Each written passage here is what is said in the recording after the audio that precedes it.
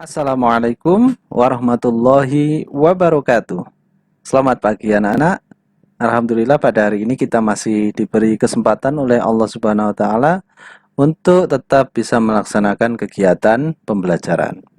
Baiklah, sebelum hari ini kita membahas materi, kita berdoa terlebih dahulu agar Allah memberikan kemudahan serta ilmu yang bermanfaat.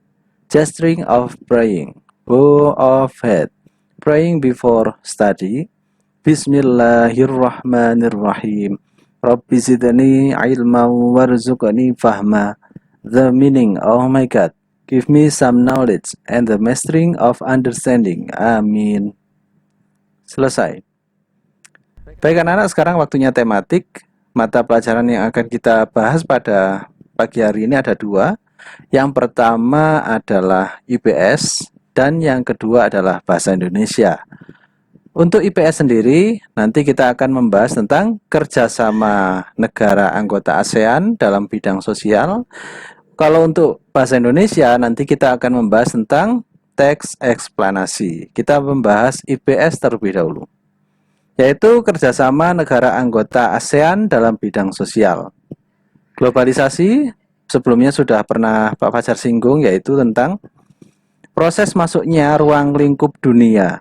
Jadi kita bisa tahu budaya luar negeri, ya misalnya Malaysia, Singapura, Thailand, bahkan sampai luar Asia Tenggara, misalnya China, kemudian Amerika Serikat, Inggris, Brazil, dan lain-lain, itu termasuk lingkup globalisasi. Ya, jadi pengaruh dunia terhadap negara lain itu termasuk globalisasi. Jadi penyebab globalisasi antara lain perkembangan teknologi dan alat komunikasi, serta kemajuan alat transportasi. Kemudian, perkembangan teknologi dan alat komunikasi memudahkan kerjasama antar negara. Masih ingat tentunya kalian ya, di tema 1 kita sudah mempelajari negara-negara yang tergabung di ASEAN atau Asia Tenggara. Negara-negara ASEAN menjalin kerjasama untuk mencapai tujuan bersama, seperti meningkatkan pertumbuhan ekonomi, sosial, dan budaya, serta menjaga perdamaian dan keamanan di kawasan Asia Tenggara. Kemudian, beberapa faktor penyebab terjadinya kerjasama antar negara-negara anggota ASEAN. Yang pertama adalah sumber daya alamnya. Kemudian, berada dalam wilayah yang sama. Kemudian, ilmu pengetahuan dan teknologi. Jadi, tiga itu merupakan salah tiga dari faktor penyebab terjadinya kerjasama. Kemudian kerjasama terjalin harus sesuai dengan prinsip-prinsip dalam perjanjian persahabatan. Kemudian pembelajaran ini kita mempelajari bentuk kerjasama di bidang sosial. Tujuan kerjasama dalam bidang sosial adalah menciptakan masyarakat ASEAN yang peduli dan mau berbagi dengan negara lain. Bentuk kerjasama anggota ASEAN dalam bidang sosial di tema 1 juga sudah pernah kita bahas, akan tetapi ini akan lebih luas lagi. Yang pertama adalah penanggulangan bencana, seperti memberikan penanganan darurat ketika terjadi bencana. Misalnya ada yang paling dekat-dekat ini ada pesawat jatuh ya, dari Indonesia mau terbang ke Singapura, pernah jatuh itu karena Indonesia merasa butuh tenaga dan teknologi yang lebih kekinian, maka beberapa negara ikut membantu Indonesia dalam mencari korban serta puing-puing pesawat yang jatuh di tengah laut itu. Kemudian meningkatkan kesejahteraan sosial dan pembangunan. Dan yang ketiga, melindungi hak-hak dan keadilan sosial penduduk. Yang keempat, meningkatkan kualitas sarana kesehatan. Dan yang kelima, meningkatkan perlindungan sosial kepada seluruh penduduk. Baik, itu tadi adalah penjelasan tentang globalisasi di mata pelajaran IPS. Sekarang kita akan membahas mata pelajaran Bahasa Indonesia. Materinya yaitu tentang teks eksplanasi. Teks eksplanasi ini sudah pernah kita bahas di tema 3. Ya, sudah pernah kita bahas. Pokoknya kunci teks eksplanasi itu adalah ada 3. Dalam sebuah paragraf itu Teks eksplanasi ada 3 bagian. Yang pertama adalah pernyataan umum, yang kedua adalah deretan penjelas, dan yang ketiga adalah interpretasi atau kesimpulan. Sekarang akan Pak Ajar jelaskan apa yang ada di tulisan itu. Teks eksplanasi adalah teks yang berisi penjelasan.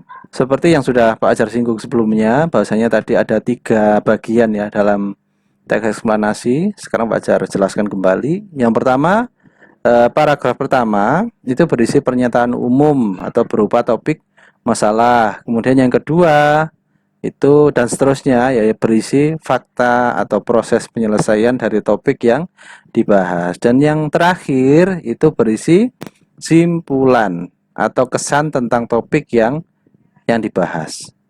Nah, itu penjelasan singkat tentang teks eksplanasi.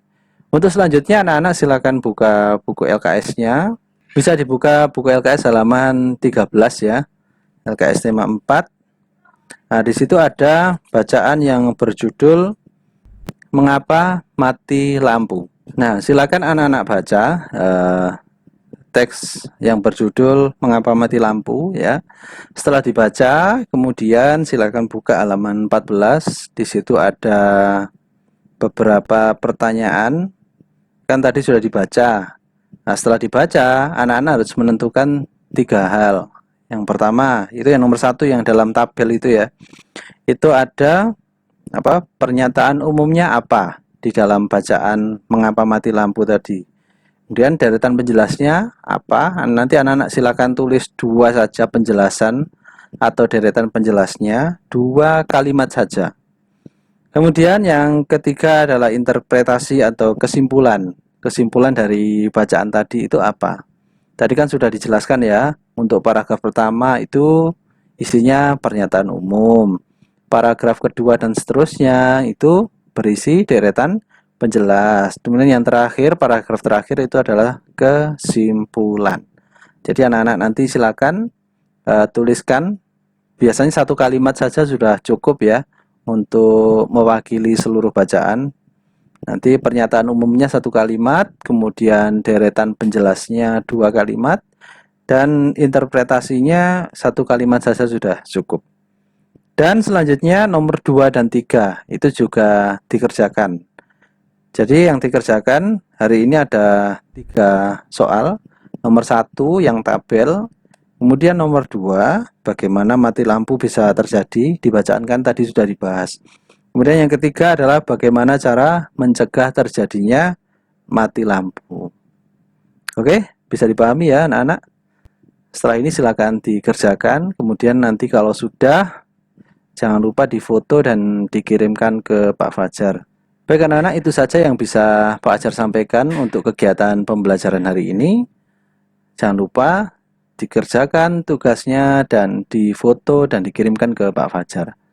Sekian, marilah sebelum kita mengakhiri kegiatan pembelajaran hari ini, kita tutup dengan doa. Gesturing of praying, bow of faith, praying after study. Alhamdulillah, Rabbi zidani ilma warzuqani fahma. The meaning, oh my God, give me some knowledge and the mastering of understanding. Amin. Selesai. Tetap semangat. Ihdinas siratal mustaqim. Assalamualaikum warahmatullahi wabarakatuh.